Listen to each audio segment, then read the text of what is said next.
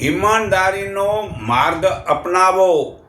હાલમાં લોકો રાતોરાત ધનવાન થવા માટે ખોટું કરવામાં પાછા પડતા નથી. ખોટું કરવામાં પાપ કરવા બીતા નથી. હાલમાં કામકાજ કરવામાં ઈમાનદારી દેખાતી જ નથી. ઘણા માને છે કે ઈમાનદારીના વર્તનથી ગરીબી આવે છે. એવું નથી. મને વિશ્વાસ છે, મેં જ્યારે મારી ધન કમાવાના સમયમાં જ્યાં ઈમાનદારીનું કર્મ કર્યું છે ત્યાં મેં ધાર્યું નહોતું તેથી વધારે ધન મળ્યું છે. હું દેશ કે વિદેશમાં જે કર્મ પોતાનું સમજીને નોકરી કરી તો જુઓ, દોહા કતારમાં હું 800 રૂપિયાના મહિને પગારમાં કામે લાગ્યો. તે પૂરી ઈમાનદારીથી કર્મ કરવાથી 5 મહિનામાં પગાર વધ્યો, બીજા 5 મહિનામાં ફરી પગાર વધ્યો ને એમ 4 વર્ષમાં જનરલ ફોરમેન બન્યો. 3500 પગાર મહિને મેળવતો હતો. અને જે લોકો ઈમાનદારી કરતા નહોતા તે તો હાલમાં તે બહુ જ દુઃખી છે. અને જો કોઈ ખોટી રીતે ધન કમાય છે તો તે ધન વડે જુગાર, દારૂ વગેરે વ્યસન ફેશન કે જ્યાં ત્યાં ફરવામાં ધન વાપરે છે અને પરમાત્મા પ્રત્યેનો આત્માનો ભાવ જાગતો નથી. પરંતુ ઈમાનદારીનું ધન કમાઈને આત્માને એટલો બધો પ્રત્યેનો પ્રેમ ભાવથી તે પરમાત્મા પ્રત્યે પ્રેમ જાગે છે. તો મારી જોડે એવું આ ઈમાનદારીનું વર્તન કરો તો તમને એકાંતમાં રહેવાનો પરમાત્માનો પ્રેમ જાગશે. બાકી તમે એમ સમજો કે અમે કામ નહીં કરી, બીજા કરે ને બીજાના પરસેના વડે કમાઈને તમે જે છે ને આ એકાંતનો લાભ, આ પરમાત્માનો પ્રેમ નહીં મેળવી શકો અને વાણી વર્તનમાં સારા ગુણો નહીં આવી શકે. જે કમાણીમાં બેમાની કરે છે, દગો દેવો, તેથી ટેન્શન વધે છે અને રોગ થાય છે. ઘરમાં વેર ઈર્ષાના ઝઘડા વધે છે. જો મુંબઈના એક ડૉક્ટરે એક રોગીને કેરીનું અથાણું ખાવાની સલાહ આપી અને કહ્યું કે જ્યારે અથાણું લાવો ત્યારે મને બતાવી જજો. દર્દી થોડી વારમાં એક શીશી લઈને આવ્યો અને ડૉક્ટરને બતાવી. ડૉક્ટરે બધું જ અથાણું આમ ફેંકી દીધું અને કહ્યું, સારું થવું હોય તો વિલાસી અથાણાં ખાવું છોડી દો. અને હિન્દુસ્તાની કંપનીઓ તો અથાણામાં ભેળસેળ કરે છે. ત્યાં પાસે જ ઊભેલો એક અથાણાવાળાએ આ સાંભળ્યું તો તેના હૃદયમાં ધાસકો પડ્યો કે હિન્દુસ્તાનમાં વિદેશી વસ્તુની શિખામણ તેના જીવનમાં ઉતરી ગઈ અને તે પણ સારું અથાણું બનાવીને વેચવા લાગ્યો. એ અબ્દુલ હુસેનની ઈમાનદારી એવી ફળી કે એના અથાણાં આખી દુનિયામાં વખાણાય છે. આ છે ઈમાનદારીનું ફળ. તો બેમાનીનું ફળ રાજદંડ અને આત્માદંડ, તેમાં કમાણીની કોઈ પણ માપ જ નથી. અને જો સાચી કમાણી તો સદગુરુ વડે મોટા આયોજન ઈમાનદારીથી જ થાય છે. જેણે પોતાના વિશ્વાસને જમાવી દે છે તેના ગ્રાહક પ્રસન્ન થઈને લેવા આવે છે. તેવું ભવિષ્ય ઉજ્જવળ થાય છે. પરંતુ જે પોતાની મૂર્ખાઈના કારણે બદનામ થાય છે તેનું રક્ષણ તો ઈશ્વર પણ કરતા નથી. આજના મિત્ર કાલે દુશ્મન બને છે. તે ખોટું કરે છે, તેના મિત્રો પછી તિરસ્કાર કરે છે અને અંત સુધી કોઈ તેનો સાચો મિત્ર આપતો જ નથી. જે સ્વાર્થવાળાને તેના નબળા સમયે કામ આવતા નથી. તો બેમાની છોડી ઈમાનદારીથી વર્તન કરો, તેમાં આપણું પોતાનું, કુટુંબનું, રાષ્ટ્રનું કલ્યાણ થાય છે. શ્રી શીતલવાડ મુંબઈની એક મોટી પેઢીમાં કામ કરતા હતા. એક બચવાના મામલા માટે એટલે એક ભૂલ બચવાના કારણે, એક બચવાનો મામલો કહો કે એક બચવાની ભૂલના કારણે એક મનુષ્ય તેમને પાસે આવ્યો અને 1 લાખ રૂપિયાની લાંચ આપવા લાગ્યો, પરંતુ શ્રી શીતવાલ તેનો સ્વીકાર ન કર્યો. તે વ્યક્તિએ કહ્યું, સમજી જાઓ, આટલી મોટી રકમ કોઈ નહીં આપે. તે શીતવાલે હસ્યા અને બોલ્યા, આપવાવાળા તો ઘણા મળે છે, પરંતુ ના પાડવાવાળો તને મારા જેવો કોઈ જ નહીં મળે. આ જ શીતવાલ એક દિવસ મુંબઈ વિશ્વવિદ્યાલયના કુલપતિ તરીકે નિમણૂક થયા. આ છે ઈમાનદારીનો ફળ. તો ઈમાનદારી અપનાવો. જુઓ, અમો નાના હતા ત્યારે ભલે નાની નાની વસ્તુ ખાવા પીવા વગેરેની ચોરી કરી છે, છતાં જ્યારથી હાથમાં ધનની સગવડ અને અરબસ્તાન વડે જે નોકરી કરી ને જનરલ ફોરમેન હું બન્યો, ત્યારે જે સાઈડમાં અમુક કામ અમારી ઈમાનદારીથી કરતા હતા, ત્યાં બીજી કંપનીના ફોરમને અમારી પાસેથી ઉછીનું લોખંડ લીધું. તે પાછું લોખંડ ઉછીનું આપી ન શક્યા. તેની જગ્યાએ મને રૂપિયા આપ્યા. તે રૂપિયા અમારી કંપનીમાં જમા કરાવી દીધા. અમારી ઈમાનદારીથી આજે અમોને તે પરમાત્માનો આ અમદાવાદ શહેરમાં આ ધંધો અને વળી રહેવામાં સુખ, તે આ પરમાત્માનું જ્ઞાન પ્રચારનો આનંદ મેળવીએ છીએ. આ કારણ શું છે કે આ ઈમાનદારીનું સુખ. તો સુખ તે ઈમાનદારીનું ફળરૂપી અમો ભોગવીએ છીએ આ પ્રભુની કૃપાથી. તો પરમાત્માનું જ્ઞાન પ્રચાર કરીને આ આનંદ મેળવીએ છીએ. આવો આનંદ જ્યાં સુધી તમે ઈમાનદારીની મતલબ વર્તન નહીં કરો, તો ગમે એટલું ધન ભેળું કર્યું હોય, પણ જો પરમાત્માને ઓળખ્યા નહીં ને પ્રચાર ન કર્યો, તો આ ગીતામાં 18મા અધ્યાયના 68મા શ્લોકમાં કહ્યું હોય, આ ગુરુ જ્ઞાન મારા ભક્તોને જે કહેશે, નિસંદેહ તે મને પામશે, અને આખી પૃથ્વીમાં એના કરતાં કોઈ વધારે મને પ્રિય થયો નથી ને થવાનો નથી. તો આખી પૃથ્વીમાં પહેલા નંબર મતલબ પરમાત્મા ગણે છે. આ જો પરમાત્માનો પ્રચાર કરે તો આપણે શંકા કાઢી નાખવી જોઈએ કે બેમાનીથી કંઈ પણ ધન કમાઈ શકાય છે તે વ્યસન ફેશનમાં વપરાઈ જાય છે. જે છેતરે છે તે દુઃખી થાય છે. જો દૂધમાં પાણી ભેળવે છે અને ઘીમાં વેજીટેબલ ભેળવે છે, તે ધન કમાઈ શકે છે તો પોતે સુખી થાય છે, પરંતુ તે પરમાત્માની ભક્તિ જ કરી શકતા નથી. તો ખાલી સુખ શું કામનું? તો ખાલી ધન શું કામનું? તમે વિચારો, જે પરમાત્માનો આનંદ લૂંટે છે તેની માતાને ધન્યવાદ છે. હવે જુઓ, 2 ભાઈઓ હતા.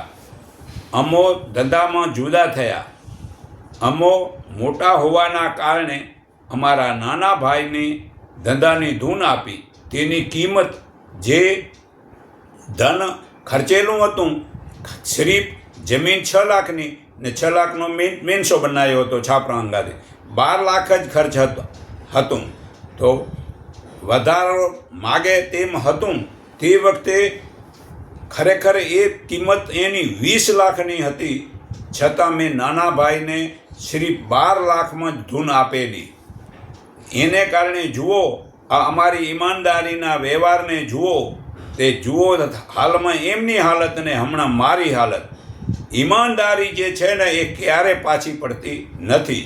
તો બીજા પણ 2 ભાઈઓ હતા. ભાગલા પડ્યા પછી એક સાટાબાજીમાં ખૂબ જ ધન કમાયો અને બીજો ખેતી કરીને માંડ ગુજારણ ચલાવતો હતો. એક દિવસે ગરીબ ભાઈની સ્ત્રીએ કહ્યું, જુઓ તમારા ભાઈ કેટલું ધન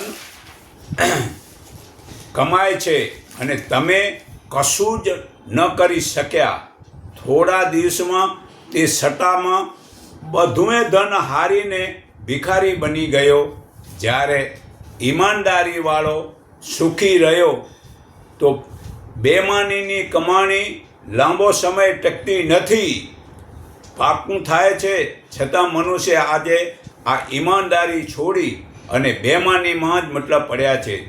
જુઓ, સ્વિટ્ઝરલેન્ડમાં જે વેસ્ટર્ન વોચ કંપનીની ઘડિયાળો અને ફોર્ડ મોટર કાર અને પેનો મોંઘ્યું હોવા છતાં લોકો આમ ખુશીથી લે છે. કારણ શું છે? તે વસ્તુ મજબૂત, ટકાઉ છે, તેના ઉપર બધાને ભરોસો છે. તેની વિદેશી દિવસે દિવસે ઉન્નતિ થાય છે અને નકલી ચીજો જે છે તે વેચે છે તે દિવસે દિવસે દિવાળીਆਂ થતા જાય છે. તો બેમાની લાંબો સમય ટકતી નથી. પાપ છુપાઈ શકતું નથી. તો યાદ રાખો, આવા ખોટા મતલબ કે પાપ ન કરો. પૈસા પાછળ મર્યા પછી ધન તો અહીંયા જ રહી જાય રહ્યો. તો આ આત્માનું જ્ઞાન જો પ્રાપ્ત ન કર્યું તો શું મતલબ જીવન છે? તો વેપારની જેમ જ જીવનમાં દરેકના શરીરમાં જે ઈમાનદારી મહેનત કરે છે તેનું શરીર વધુ સારું ચાલે છે. ને સારું શરીર છે તે પોતાનું ધાર્યો કામ કરી શકે છે, તેને લાભ મળે છે. તે ધનથી ક્યારેય દુઃખી થતો નથી. અને જે ચોર, ખિસ્સા કાતરું શરૂઆતમાં વધુ ધનથી કમાય છે, પરંતુ આ કમાણીને સ્થિર રાખી શકતા નથી. તેનો પરોપકાર કરી શકતા નથી. તેનામાં વ્યસનો ને ફેશનોમાં ધન વપરાઈ જાય છે. તો જુઓ, 3 ચોરોએ ચોરીમાં બહુ જ ધન મેળવ્યું. ઘેર આવી રહ્યા હતા ત્યારે રસ્તામાં તેમને ભૂખ લાગી. તો એક ભોજન લેવા ગયો, બીજો પાણી લેવા ગયો, ત્રીજો ધન પાસે એકલો રહ્યો. ત્રણેયના મનમાં પાપ આવી ગયું. ત્રણેયના મનમાં પાપના વિચાર આવી ગયા કે મને આ બંનેને હું મારીને ધન હું એકલો જ લઈ લઉં. તે ખાવાવાળાના મનમાં મતલબ ખોટો વિચાર આવી ગયો. તે ખાવાની વસ્તુ લેવા ગયો, તે ખાવાની વસ્તુમાં ઝેર ભેળવીને આવ્યો. અને જે પાણી લેવા ગયો તેના મનમાં પાપ આવી ગયો. તે જે પાણીમાં ઝેર ભેળવીને લાવ્યો. અહીંયા જે ધનની પાસે બેઠો હતો તેણે પણ એક કરીને બંનેને તલવારથી કાપીને ફેંકી દીધા. તે એકલો જ રહ્યો. તો વિચાર્યું કે પહેલાં ખાઈ લઉં ને પછી નીકળું. એમ વિચારીને જે ખાવા બેઠો અને તેમાં રહેલા ઝેરના કારણે એ પોતે ત્યાં જ ઢગલો થઈને મરી ગયો. તો જોયું, આ બેમાની ત્રણેયનું પાપ શું કર્યું? એકે ના જીતો રહ્યો. તો જ્યાં સુધી બેમાની છે ત્યાં સુધી જીવન નથી. એ જીવન પાપરૂપી ખાડામાં નાખે છે. તો ધન નહીં, સદબુદ્ધિ અને ઈમાનદારીથી લાભ થાય છે. ધનવાન નથી થવું, પરંતુ ચારિત્રવાન સુખી થાય છે. ચારિત્ર એને જ કહેવાય છે કે કોઈની વસ્તુની આશા ન રાખે અને ઈમાનદારીથી કદાચ ઓછું ધન મળે તો પણ ખોટી કમાણી કરતાં સુખ વધુ મળે છે. પરસેવાની જ કમાણીથી સુખ મળે છે. તે લોકો પરમાત્માનો આમ આનંદ લૂંટે છે, પણ ખોટી રીતે ધન તો વ્યસન ફેશનમાં જ જાય છે અને પછી પસ્તાવો થાય છે. તો સદગુણોનું ખાતર નાખી અને શરીરને ઈમાનદારીનું પાણી પાઈને જે વ્યક્તિ શરીરના છોડ વધે છે, તે પરોપકારના ફળો વેચે છે, તે પોતે સુખી થાય છે અને બીજાને સુખી કરે છે. તેને પરમાત્માનું જ્ઞાન પ્રાપ્તિ કરવાની ભાવના જાગે છે. બાકી હાલમાં જે પરસેવો વાળતા નથી અને ધન બીજાની મહેનત વડે કમાય છે તે તો મોજ શોખમાં અને જ્યાં ત્યાં ફરવામાં ધનની સુખ ભોગવે છે, પરંતુ પરમાત્માનું ધ્યાન કરવામાં જે લાભ મેળવી શકતા નથી. તો આવું મનુષ્ય શરીર મળ્યું છે તો ભાઈ આ ધનનો લાભ માત્ર તે અમોને જ મળે છે, તેઓને જ મળે છે. ધનનો લાભ તેઓને જ મળે છે જો સદ્ગુણી છે, ચારિત્રવાન છે ને ઈમાનદારીથી વર્તન કરે છે. તે જ પરમાત્માની પ્રાપ્તિનો સત્સંગ સાંભળે છે. તે સાચા સદ્ગુરુ વડે પરમાત્માનું જ્ઞાન વડે જન્મ મૃત્યુના ફેરામાં છૂટીને મોક્ષ પામે છે. તો ભાઈ આ ઉજ્જવળ ભવિષ્યની કલ્પના કરો, સદભાવના અને સત્ય પ્રવૃત્તિઓ કરો. આપણે હસવા માટે, પ્રસન્ન રહેવા માટે આ ઘણું બધું મળેલ છે. જો આપણે હસવાવાનું જીવન જીવી શકીએ તો સમજવું જોઈએ કે આપણે એક સાચા કલાકાર જેવી સારી સફળતાની સિદ્ધિ પ્રાપ્ત કરી લીધી છે. તો ભાઈ હસો અને બીજાને હસાવો અને જીવનમાં ખરેખર આ ઈમાનદારી અપનાવો. ઈમાનદારી અપનાવેલી હશે તો જ તમે સુખી થશો. તો હું હજી તમને આ બુક નંબર 16 પાના નંબર 136 ને 37 વાંચી હજી સંભળાવું છું કે રઘુર્વેદ 2:13 ન્યાય અને ઈમાનદારીની કમાણી જે મનુષ્ય સુખ અને શાંતિ પામે છે તે પાછી નિરંતર વધતી જાય છે તથા મનને હંમેશા પ્રસન્ન રાખે છે. એનાથી આત્મા શુદ્ધ અને પવિત્ર રહે છે. તેના વડે લોકોને માન વધે છે અને તેને સત્યકર્મની પ્રેરણા પ્રાપ્ત થાય છે. ચોરી, છળ અને કપટથી કમાયેલું ધન હંમેશા દુઃખ જ આપે છે. તે વળી બીજાને દુઃખ દેવા લોકો આપે છે જે ફટાકડા ફોડે છે, તેથી રાત્રે ઊંઘવા દેતા નથી. તેવા રાક્ષસો પરમાત્માને બિલકુલ ભૂલી ગયા છે. પરમાત્માની મૂર્તિને પૂજા પાઠનો ઢોંગનો દેખાડો કરે છે. આજે ભૌતિકવાદ સમાજ જીવનનું એકમાત્ર પાખંડ વધી ગયું છે. આધ્યાત્મિક અને ભૌતિકતા બંનેની સમાજ માટે જરૂરી છે, પરંતુ એ બંને સમતોલ રાખવા જોઈએ. જૂના જમાનામાં કેટલા લોકો આધ્યાત્મિકને જ વધારે માનતા હતા. એકલા આધ્યાત્મિક સમાજને ક્યારેય નુકસાન થતું નથી અને હાલમાં એકલું ભૌતિક વધવાથી તો ચોરી, લૂંટફાટ, બેમાની, જૂઠ, દગાબાજી, ભેળસેળ વગેરે વડે કમાયેલા ધનથી લોકોમાં વ્યસન ફેશનથી લોકોમાં માનસિક શાંતિનો જ સાવ નાશ થઈ જાય છે. અનીતિ તથા અન્યાય વડે પ્રાપ્ત કરેલી લક્ષ્મી લોકોના જીવનનો સાચો પ્રેમ ઓછો કરી નાખ્યો છે. બધાને મહેનત વિના ધન વડે શરીરને કમજોર અને રોગી બનાવે છે. કોઈને પરોપકારની ભાવના રહી જ નથી.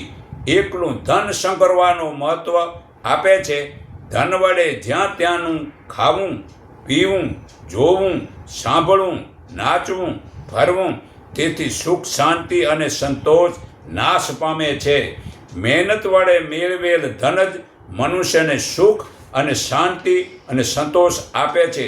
તેના વડે આત્માબળ વધે છે અને આત્માની શુદ્ધિ પરમાત્મા પવિત્રતા તથા નિર્બળ બનાવે છે. એનાથી પોતાનું, કુટુંબનું, સમાજનું, રાષ્ટ્રનું કલ્યાણ થાય છે. તે લોકો પરમાત્માનો આનંદ લૂંટે છે અને લૂંટાવે છે. તો હજી આ અથર્વેદ 6:64-1 સાંભળો. પ્રત્યેક મનુષ્ય કર્તવ્ય છે કે તે જ્ઞાન પરમાત્માનું પ્રાપ્ત કરી પરસ્પર હળીમળીને રહીએ. બધા જ ઉત્તમ સંસ્કારવાળા થાવ.